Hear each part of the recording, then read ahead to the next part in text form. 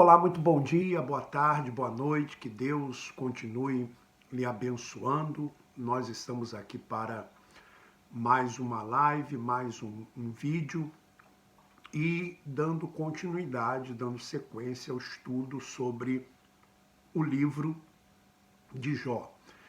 Esse livro poético do Antigo Testamento. Não estou falando para vocês do Evangelho, tá? Estamos estudando o livro de Jó, que é o Antigo Testamento. Porém, com uma visão da graça, com uma visão, com entendimento da graça. Mesmo vivendo a graça, nós podemos sim ler livros do Antigo Testamento. Claro que com a visão da graça. E até para conhecermos, para entendermos melhor as Escrituras. Sabe, meu irmão e minha irmã, a vida de Jó foi uma vida, assim, cheia de sofrimentos. Hoje nós vamos falar sobre o capítulo 31 e o 32, tá? Dependendo da sequência, nós podemos ou não falar do 33, mas inicialmente 31 e 32.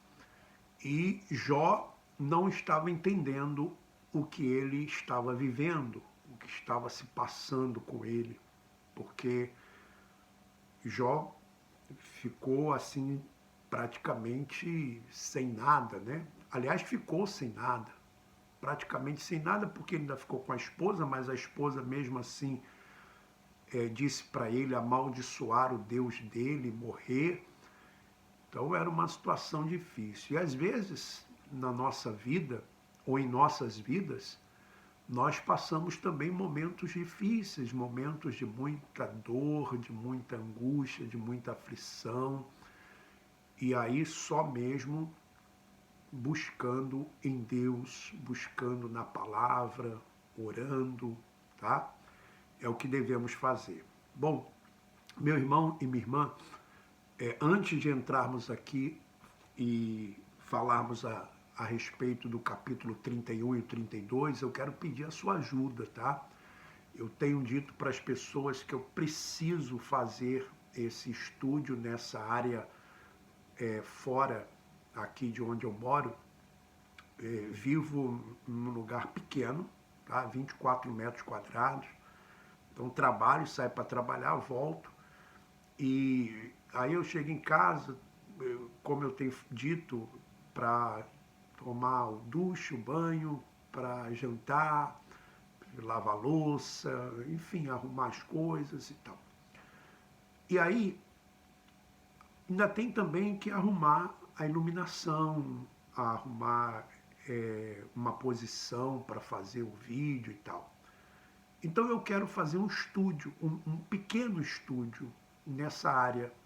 Então eu fiz um pequeno orçamento que fica entre 500 e 600 euros para fechar, colocar uma iluminação e tal. Para que eu tenha esse espaço para chegar e fazer o vídeo. Que aí fica mais fácil para mim, fica mais prático. Então eu preciso da sua ajuda, que você vá aí na descrição do vídeo e tem uma conta do Brasil, onde você, é a conta da Caixa Econômica, tem também o Pix, como fala, você pode ir lá e fazer a sua contribuição voluntária. Ou na conta de Portugal, e também tem o MBWay, quem é de Portugal sabe. Então você pode ir na descrição do vídeo e você vai encontrar como você pode nos ajudar de forma voluntária, tá bom? Então, vamos lá, Jó capítulo 31. Olha o que Jó vai dizer. Quando era jovem, fiz um trato com Deus. Nunca olharia para uma mulher com intenções impuras em meu coração. Pois se eu fizesse, qual seria a porção que eu receberia de Deus lá de cima? Que herança Deus me daria e como me abençoaria o Todo-Poderoso lá dos céus? Eu sei que Deus tem um castigo reservado para os que vivem em pecado, e desgraça para os que praticam o mal. Veja que, olha só, Jó, o livro de Jó é antes da cruz, tá? Então, é, os escritores, os escritores e o entendimento que se tinha no Antigo Pacto, no Antigo Testamento, era que Deus castigava, que Deus punia. Então, por isso eles faziam assim, eles agiam assim. Agora, no Novo Pacto, não. Deus é Pai. Por exemplo, você pode até disciplinar o seu filho. Uma coisa é você disciplinar, outra coisa é você castigar. Por exemplo, você no passado até se castigava também, né? Por exemplo, quantas surras eu levei porque fazia coisas erradas. Hoje em dia, nem os pais podem mais fazer isso que se fazia no passado.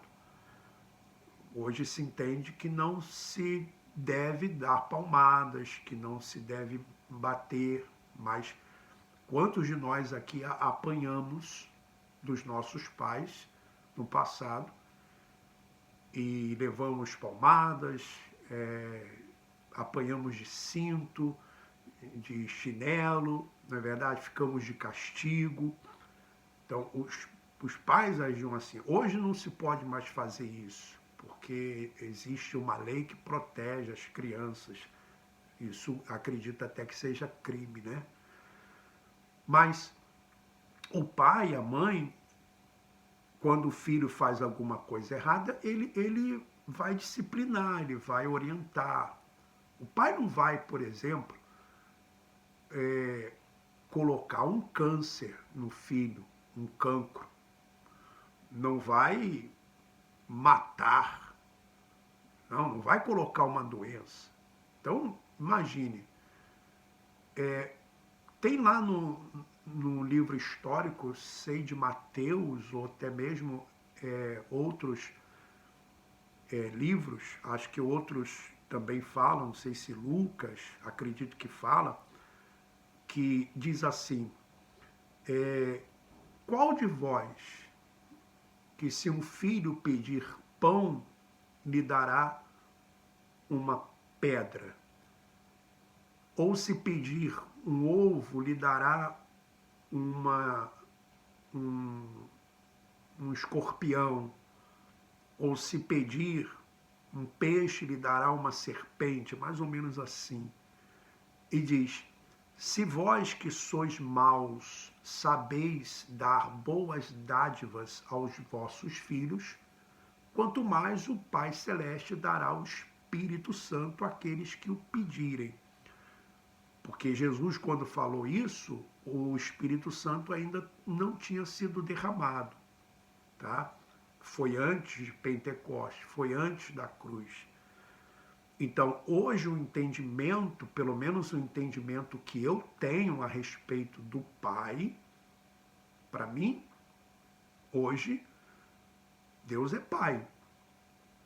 E como Pai me trata com amor, me trata com amor. O Pai me trata com amor. Então esse é o entendimento, mas não era o entendimento, por exemplo, de Jó, não era o entendimento que se tinha no passado. Aliás, em vários assuntos bíblicos, podemos também ter essa mesma análise. Por exemplo, em relações a outros assuntos ou em relação a outros assuntos, tá? Por exemplo, o entendimento de sacrifícios naquela época não é o entendimento que se tem hoje de sacrifício. O entendimento que se tinha naquela época de dízimo não é o entendimento que se tem hoje de divórcio, de perdão, né, dente por dente, olho por olho, enfim, uma série de assuntos que hoje o entendimento é diferente. E claro que assuntos que foram debatidos durante anos e anos e anos e anos e anos e anos E mesmo assim não existe uma verdade absoluta.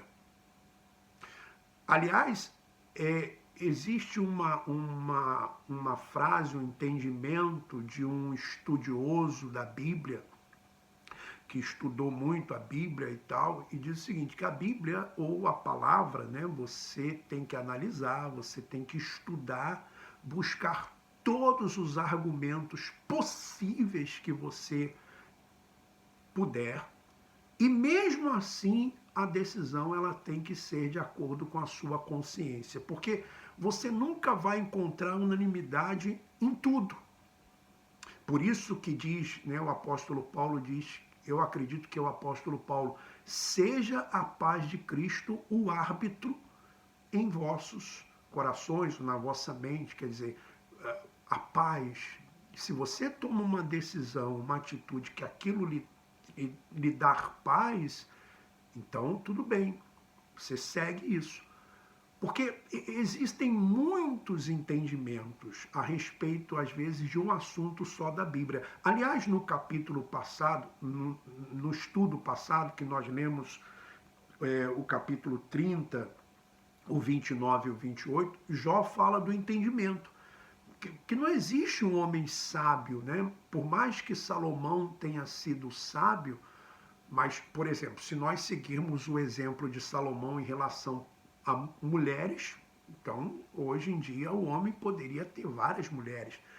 Mas veja que não existe um homem sábio com a verdade absoluta. Então, uma coisa é você ler, você buscar o entendimento e você procurar fazer as coisas certas, mas que isso lhe traga paz também. Que isso lhe dê paz também. Não adianta você querer, puxa vida, eu vou fazer aqui o que está escrito na Bíblia, mas isso não lhe traz paz. Jesus disse, aprendei de mim, porque sou manso e humilde de espírito, e achareis descanso para as vossas almas, porque o meu fardo é leve, o meu jugo é suave. Então tem que ter descanso para a alma. Se você está numa situação que não tem descanso, que não tem paz, isso não é de Deus. Você tem que tomar uma decisão na sua vida que lhe traga paz. Né? Ah, mas não tem como. Então, realmente, fica difícil. Aí você tem que buscar realmente no Pai. Então, vou continuar aqui. Aí ele diz assim, estou no capítulo 31, tá? Do livro de Jó, que diz assim, eu sei, versículo 3, que Deus tem um castigo reservado para os que vivem pecado e desgraça para os que praticam mal. Afinal, Deus conhece perfeitamente os meus caminhos e conhece todos os meus passos. Se por acaso eu menti, ou tenho sido falso, ou enganei alguém, que Deus me pese em uma balança justa. Ele sabe que não tenho culpa. Se andei fora do caminho, se meu coração desejou com intenções impuras o que meus olhos viram, ou se minhas mãos se contaminaram, desejo que os outros comam o que eu plantei, e que as minhas plantações sejam arrancadas pelas raízes. Se meu coração foi seduzido por uma mulher, ou se fiquei escondido na porta dela, que minha esposa se torne escrava de outro e que outros durmam com ela. Isso seria um castigo justo para um crime vergonhoso, digno de ser julgado num tribunal. Sim, esse forte desejo sexual é um fogo que arde dentro do homem e pode até destruir sua vida e acabar com tudo que tem. Se eu fui injusto com os meus servos e servas quando reclamavam contra mim, que farei quando Deus me confrontar? O que eu lhe direi quando ele me chamar para prestar contas? Afinal, o mesmo Deus que me criou não os criou também? Não foi ele que deu vida tanto a mim como a eles?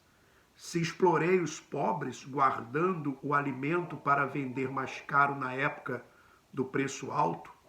Se fiz viúvas chorarem, se comi meu pão sozinho sem compartilhá-lo com o órfão, a verdade é que, desde a minha mocidade, eu cuidei do órfão como se fosse seu pai, e desde o nascimento ajudei a viúva. Se vi alguém morrendo de frio por falta de agasalho, ou um necessitado que não tinha com que se cobrir, se o pobre não me abençoou porque não aqueceu as suas costas com a lã das minhas ovelhas, e se levantei a mão contra o órfão por ser amigo das autoridades no tribunal, então quero que o meu ombro se desloque, meu braço saia do lugar e assim eu fique aleijado para sempre. Isso ainda seria melhor do que enfrentar o julgamento divino, pois eu não seria capaz de enfrentar a grandeza e o poder de Deus. Veja só, deixa eu explicar uma coisa para você. Antes do novo pacto, antes da nova aliança, então o homem se apoiava muito nas suas obras, tá? Então ele tentava de todas as formas, de todas as maneiras, pelas obras, ser aceito por Deus. Aliás, esse é o entendimento da maioria das religiões, que você tem que fazer boas obras para ser aceito por Deus. Você tem que cumprir leis para ser aceito por Deus. Você tem que cumprir regras para ser aceito por Deus. Então, esse é o entendimento da maioria das religiões. Então, você, por exemplo, no caso até de Martim Lutero, ele mais ou menos vivia isso, né? Martim Lutero vivia isso. Ele vivia servindo lá no mosteiro, se autoflagelando, se autocastigando, para ser aceito por Deus, de acordo com os seus sacrifícios, né? Por exemplo, as religiões entendem assim: eu faço um sacrifício para mim, para que eu seja aceito por Deus. Então, antes do pacto, do novo pacto, era assim. O homem tentava dessa forma se chegar a Deus, tá? Então, se chegar a Deus através de obras, de sacrifícios, de leis. Então, o homem tentando, através do seu próprio esforço, chegar a Deus. No novo pacto é o contrário. É o contrário. Nós chegamos a Deus através das obras de Cristo, do sacrifício de Cristo. Cristo cumpriu a lei. Cristo pagou o preço. Então, nós chegamos ao Pai através dele. Por isso Jesus disse assim: eu sou o caminho, a verdade e a vida. Ninguém vem ao Pai senão por mim. Ou seja, tem que passar por ele. Ele pagou o preço. É claro que a partir do momento que você está com Deus, que você foi lavado, que você foi justificado, então isso lhe leva às boas obras. Então, no antigo pacto, se chegava ou se tentava chegar a Deus através das obras. No novo pacto se chega a Deus através de Cristo e aí sim vêm as boas obras. Compreende? Por isso em Efésios diz: pela graça sois salvos mediante a fé. E isso não vem de vós, é dom de Deus. Não por obras, para que ninguém se glorie, para que não tenha glória para o homem. Você veja que, no caso aqui, Jó, assim, nós podemos aqui observar no linguajar de Jó, no falar de Jó, que ele está colocando os seus argumentos, é claro, mas ele está, de uma certa forma, se exaltando. Olha, não colhei para uma mulher com olhar impuro, Será mesmo? Nunca fiz isso, nunca fiz aquilo, ajudei o órfão, ajudei a viúva, isso, aquilo, outro. Quer dizer, ele está se exaltando. E aí nós lembramos daquela parábola de Jesus de dois homens que vão ao templo para orar. Um era fariseu e o outro era publicano. Então, um orava de si para si mesmo. Ou seja, ele orava assim: graças te dou, ó Pai, porque não sou como os demais homens. Eu não sou um ladrão, eu não sou um adúltero, eu não eu jejuo, eu dou dízimo, eu isso e aquilo outro. Jesus disse que esse não desceu justificado, esse não foi justificado. Por que ele não foi justificado? Porque ele quis se justificar através dos seus feitos, através das suas obras, através das suas obras, dos seus feitos. O outro não, que era publicano, batia no peito, nem ousava levantar o rosto e dizia: "Sê propício a mim, que sou um pecador". Ou seja, ele não se justificou através das suas obras, mas ele procurou a justificação do alto. Então, esse sim desceu justificado. Eu não sei se eu estou me fazendo entender, se eu me faço entender. Então, veja que no antigo pacto era assim. Por isso que Jó dá essa, né, faz esse discurso com essa, tentando se justificar. Então vamos lá, versículo, ele vai continuar aqui, vou ler o versículo 23. Isso ainda seria melhor do que enfrentar o julgamento divino, pois eu não seria capaz de enfrentar a grandeza e o poder de Deus.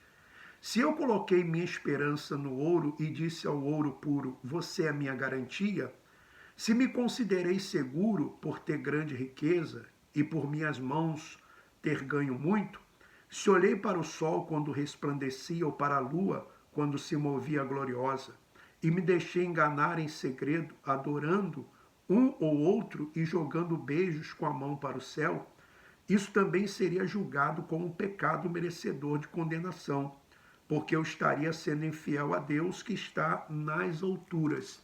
Se eu me alegrei com a desgraça do meu inimigo, ou se os seus problemas me deram prazer, coisa que eu absolutamente nunca fiz, lançando maldição sobre ele, se os que moram em minha casa nunca disseram: quem não se fartou da carne provida por Jó? Nenhum estrangeiro passou a noite na rua, pois a minha porta sempre esteve aberta ao viajante. Se escondi o meu pecado como outros fazem, tentando esconder de Deus a minha culpa, e por ter medo de ser descoberto pelos vizinhos e ser desprezado pelos familiares, me calei e não saí de casa. Ah, quem me dera que alguém se importasse em me ouvir. Eis a minha defesa, que o Todo-Poderoso me responda, que o meu adversário escreva a sua acusação. Certamente a levaria sobre os meus ombros e a usaria como coroa. Então eu diria a Deus tudo o que fiz com a dignidade que eu tinha antes e perdi. Se a minha terra se queixar contra mim, e se os seus sulcos se molharem de lágrimas, se comi dos seus frutos sem nada pagar, ou se causei morte aos seus donos, que ela passe a produzir espinhos em lugar de trigo, e ervas daninhas em lugar de cevada. Assim Jó terminou a sua defesa. Então Jó terminou a sua defesa. Eu vou ler o 32, porque dá tempo de eu ler o 32, que aí nós vamos adiantando.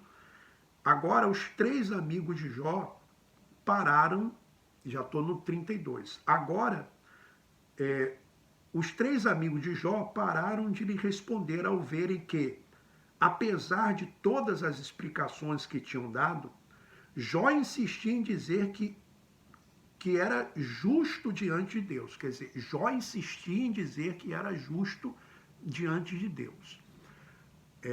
Homem íntegro, reto, temente a Deus e que se desvia do mal. Não diz que ele era justo, né? Deus não disse que ele era justo, ou que estava justificado. Jó era um homem íntegro, reto, temente a Deus, se desviava do mal. Mas vamos ver depois o que Deus vai responder para Jó, porque Deus, mais à frente, Deus vai responder para Jó. Então vamos lá. Apesar de todas as explicações que tinham dado, Jó insistia em dizer que era justo diante de Deus.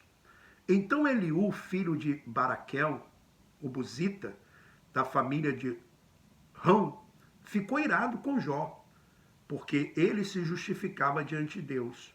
Eliú também ficou irado com os 3 amigos de Jó, porque acusavam Jó de ser pecador, sem poderem provar esse fato. Então já chegou aqui uma outra pessoa, um homem chamado Eliú, que ficou irado tanto com Jó, porque se achava justo diante de Deus, e ficou irado também com os amigos de Jó, porque esses amigos, eles acusavam Jó sem provas. Então vamos lá. Eliú tinha ficado em silêncio durante a longa discussão, porque era mais jovem e respeitou o direito dos mais velhos. Quando Eliú percebeu que os 3 amigos de Jó não tinham mais nada a dizer, indignou-se. Estas foram as declarações de Eliú, filho de Baraquel, o Buzita. Eu ainda sou jovem, e vocês já são velhos, por isso esperei, com receio de dizer o que pensava. Pensei comigo mesmo, é melhor deixar que os mais velhos falem para ensinar a sabedoria.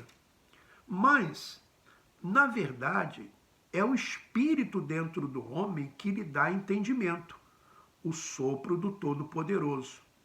Na verdade, não é a idade que dá sabedoria. Quer dizer, deveria o homem, quanto mais idade, quanto mais vai ficando velho, o natural seria ter mais sabedoria, mais experiência, mais calma, mais tranquilidade, porque já passou por muitas coisas, já teve muitas experiências. Mas aqui, esse jovem, ele chega à conclusão que não é isso, pelo que ele estava ouvindo de Jó, que era mais velho, e dos amigos também de Jó, que eram mais velhos.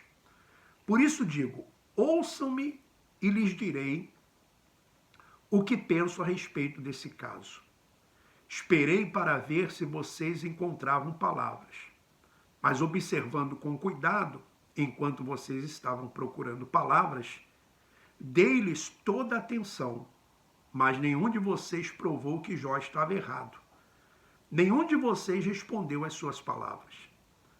E não me venham com desculpas, dizendo que Jó tem razão em parte, e somente Deus pode mostrar a ele qual foi o seu pecado. Jó não me disse uma palavra ainda, mas se tivesse dito, eu nunca teria respondido como vocês responderam. Agora vocês estão aí sentados, de boca aberta, sem se explicar, sem saber o que dizer. Será que também devo ficar em silêncio, esperando que algum de vocês encontre uma resposta? Não. Eu também darei a minha resposta e direi qual é a minha opinião. Tenho muito para dizer e o meu espírito me impulsiona a falar. Minhas palavras são como vinho guardado numa bolsa de couro nova e bem fechada, que está prestes a romper. Preciso falar, isso me aliviará. Tenho de abrir os meus lábios e responder. Não vou tomar partido nessa discussão e não vou bajular ninguém, mesmo porque não sei fazer elogios mentirosos. Serei sincero para que o meu Criador não me castigue com a morte. Então, vamos ver aqui o que esse personagem aqui, Eliú, ele vai falar. Mas vamos ver isso na próxima live, no próximo vídeo, né? No próximo estudo, que nós já vamos para o 32 e o 34, tá? Eliú, vamos saber o que Eliú ele fala, tá bom? Então, no próximo vídeo, vamos continuar o assunto sobre Jó, tá bom? Um forte abraço e vamos em frente.